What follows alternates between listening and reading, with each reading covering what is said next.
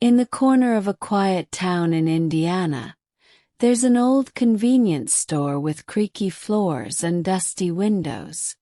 Near the counter sits a small glass jar labeled, "Take a penny, leave a penny." Most customers barely glance at it. But every Thursday, a boy named Eli, only 7 years old, walks in with a mission.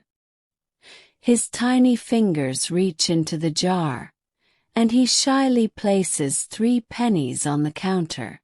"One candy, please," he says to Mr. Carl, the kind old store clerk who never charges him extra.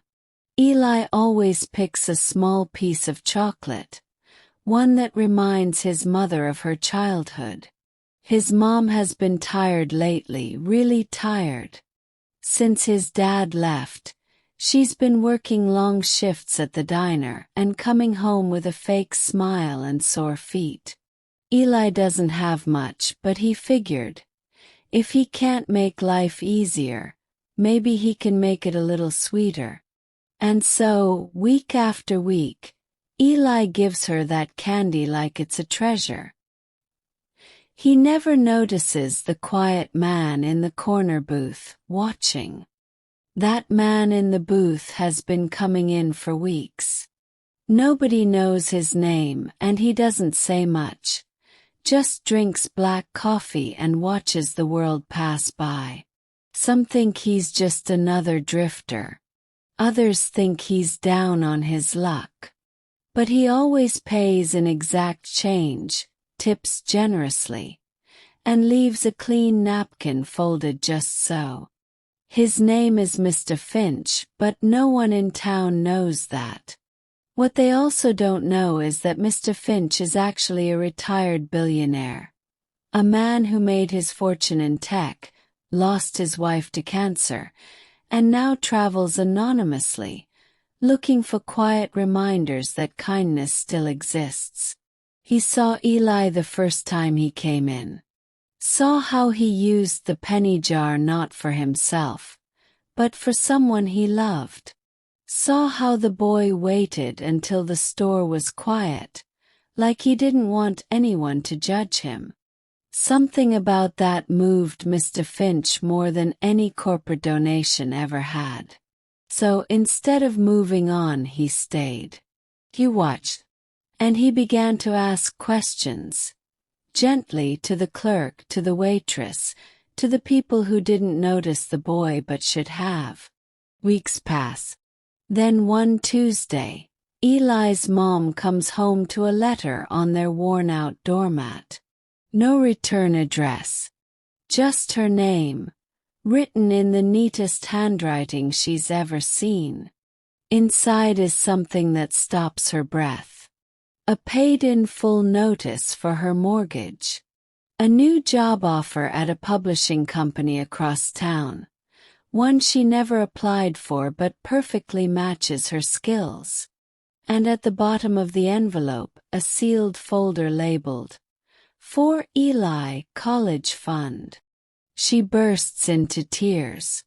There's also a handwritten note, short and strange. "You taught him love without wealth. That is rare. This is just interest on the kindness you've already sown. P.J." She clutches the paper to her chest, trembling. She doesn't know who PJ is. She never will.